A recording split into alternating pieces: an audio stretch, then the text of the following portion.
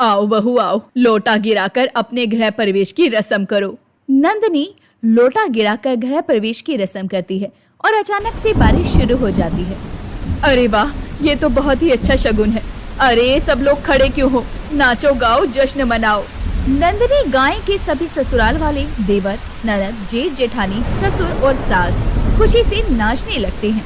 अरे वाह, मुझे नहीं मालूम था मेरे ससुराल वाले इतने अच्छे हैं।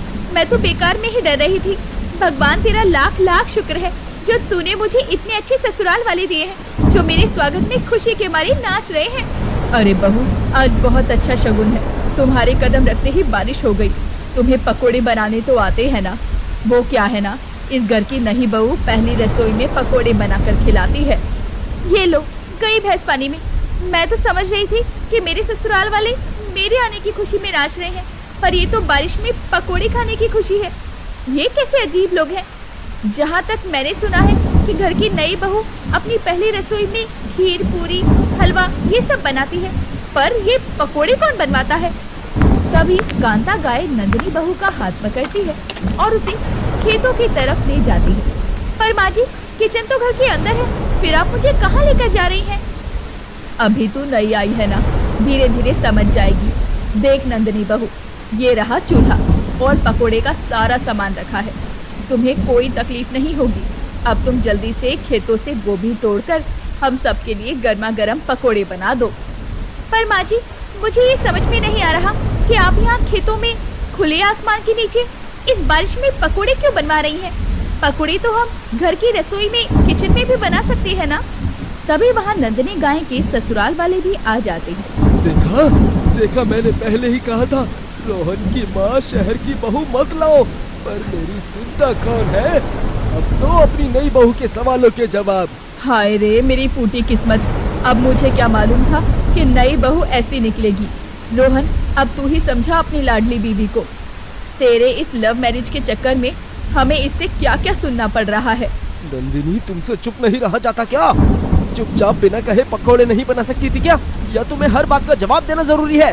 खैर, नंदिनी गाय खेतों में ही सारी गोभियां तोड़ लेती है और फिर चूल्हे में आग जलाकर कढ़ाई रख देती है और बेसन घोलकर गोभी के पकोड़े बनाने लगती है।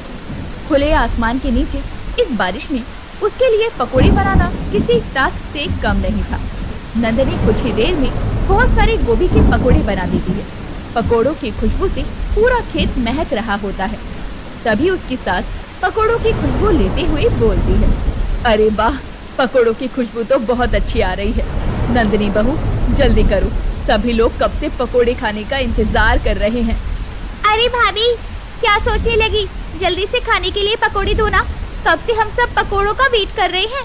नंदिनी गाय सभी को खाने के लिए पकोड़े परोसती है। अरे वाह, क्या खुशबू आ रही है पकोड़ों की। सच में इस बारिश के मौसम में पकोड़े खाने का कुछ अलग ही मजा है। अरे नंदिनी, तुम भी पकोड़े खाओ। पर बारिश में पकोड़े कौन खाता है? देखिए ना, सारे पकोड़े गीले हो रहे हैं। घर के अंदर चलिए, वहाँ सब साथ में आराम से बैठकर पकोड़े खाएंगे। यहाँ ज्यादा देर बारिश में भीगते रहे तो हम सब बीमार हो जाएंगे। बहू, ज्यादा जुबान चलाने की जरूरत नहीं है, और तू कोई अनोखी नहीं है इस घर में। इस घर में जो ये रस्म निभा रही है, अरे तुझसे पहले तेरी जेठानी ने भी इस रस्म को किया था। उसने तो हमसे कोई सवाल जवाब नहीं किया, और जब से तू इस घर में आई है सवाल पर सवाल किए जा रही है। अब चुपचाप से बैठ और तू भी हमारे साथ पकोड़े खा। माँ जी, मैं ये पकोड़े नहीं खा सकती, मुझे तो देखकर अजीब सा हो रहा है। मैंने तो पहले ही कहा था शहर की बहू मत लाओ, पर मेरी सुनता कौन है? तो अरे मैं तो लाना ही नहीं चाहती थी, पर ये तुम्हारा सपूत है ना, इसे तो लव मैरिज ही करनी थी। रोहन, समझा अपनी बीवी को। ना चाहते हुए भी नंदिनी गाय बारिश में गीले पकोड़े खाने लगती है। तभी अचानक से सभी लोग रोने लगते हैं। आखिर ये क्या हो रहा है, और मेरे ससुराल वाले अचानक से रोने क्यों लगे? इंटरेस्टिंग। कुछ पूछा तो फिर से डांट खानी पड़ेगी। चलो पूछ ही लेती हूँ। नंदिनी गाय से रहा नहीं जाता और वो उनसे रोने का कारण पूछती है। माँ जी, कुछ हुआ था क्या? बताइए ना, क्या हुआ था, और आप सब इस तरह रो क्यों रहे हैं? बहू, आज पूछा तो पूछा, आज के बाद कभी इस बारे में मत पूछना। बड़े ही अजीब लोग हैं। खैर, मुझे क्या। बारिश बंद हो जाने के बाद सभी घर के अंदर जाते हैं और अपने अपने कमरों में सोने चले जाते हैं।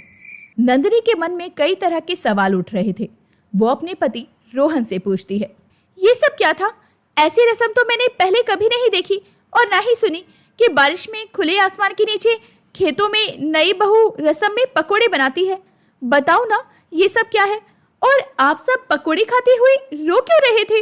नंदिनी, रात बहुत हो चुकी है, तुम थक गई होगी, जाकर सो जाओ।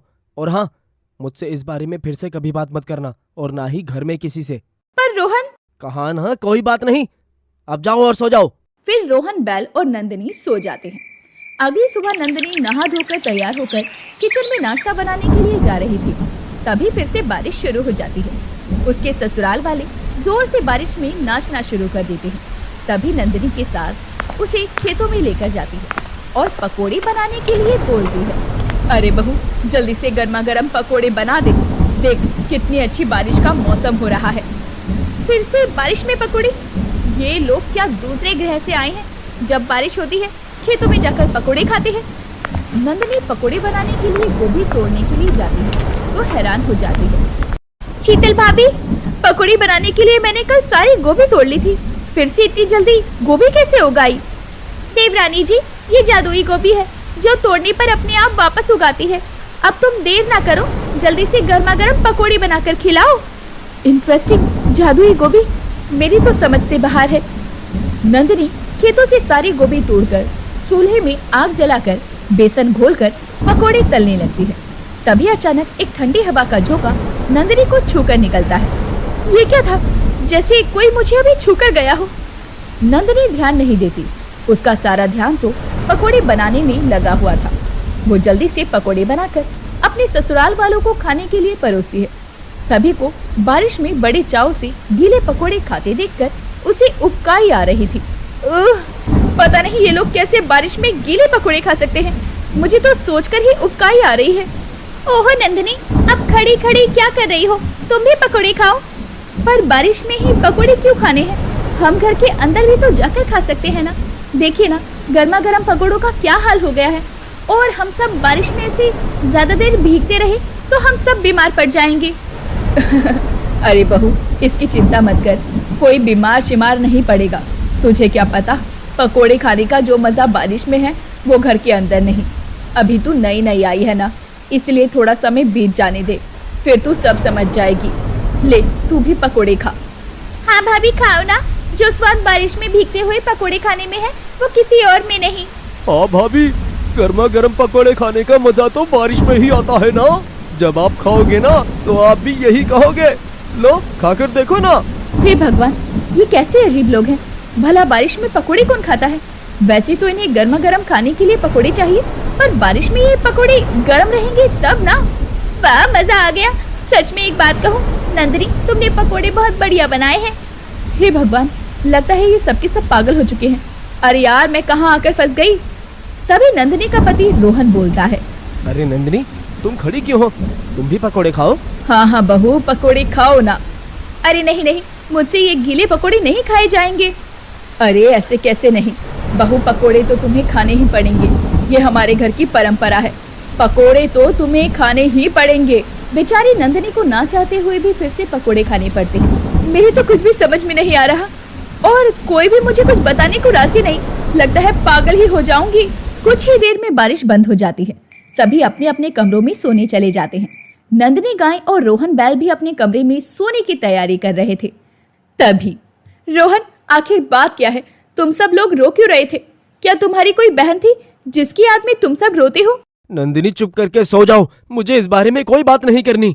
रोहन सो जाता है, पर नंदिनी की आंखों में नींद कहाँ थी। तभी खिड़की से बाहर किसी के रोने की धीमी आवाज सुनाई देती है। इस समय बाहर कौन रो रहा है? नंदिनी धीरे से उठती है और रोने की आवाज की तरफ बढ़ते हुए वो गोभी के खेतों में पहुंच जाती है। चारों तरफ गहरा अंधेरा और धुंध फैली हुई थी। तभी एक परछाई आंखों में आंसू भी लिए रो रही थी। जैसे ही नंदिनी गाय उसके पास जाती है, उसका दिल धड़क जाता है।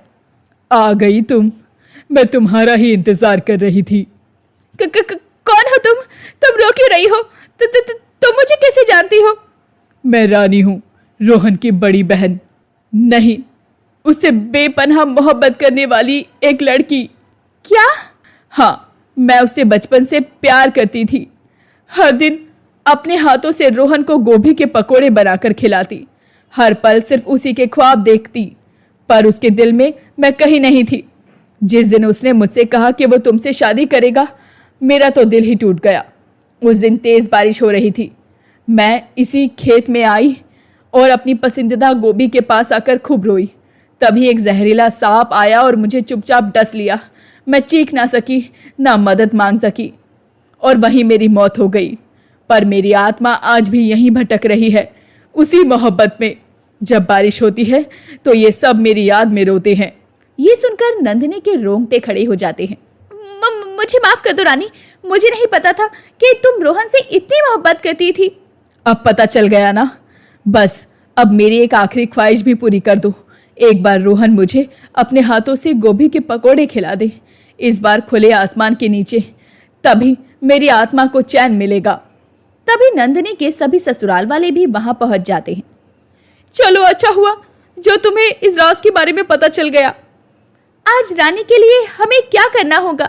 रोहन, तुम रानी को अपने हाथों से गर्मा गर्म गोभी के पकोड़े खिलाओगे, तभी उसकी आत्मा को शांति मिलेगी। सब हैरानी से नंदिनी को देखते हैं। पर यह रस्म तो हम सब रानी की याद में ही कर रहे थे। ये रस्म नहीं, ये उसकी आखिरी ख्वाहिश है जो अधूरी रह गई थी। आज उसे पूरा करते हैं। सभी की आंखों में आंसू थे। फिर रोहन अपने हाथों से रानी गाय को गोभी के पकोड़े खिलाता है। तभी अचानक आसमान में तेज बिजली चमकने लगती है। रोहन, मेरे जाने का समय आ गया है, अब मुझे जाना होगा। पर अब से तुम ये रस्म बारिश में नहीं, अपने घर के अंदर निभाओगे। तभी उसी रोशनी में रानी गाय की आत्मा समा जाती है और उसे मुक्ति मिल जाती है। फिर जब भी बारिश होती, नंदिनी और उसके ससुराल वाले बारिश में नहीं, घर के अंदर साथ में बैठकर पकोड़े खाने की रस्म निभाते। तो दोस्तों, कैसी लगी आप सभी को हमारी आज की ये कहानी? अभी तक आप सभी ने हमारे चैनल को सब्सक्राइब नहीं किया है तो जल्दी कर दीजिए। और हाँ, हमारी वीडियो को लाइक शेयर करना मत भूलिए। धन्यवाद।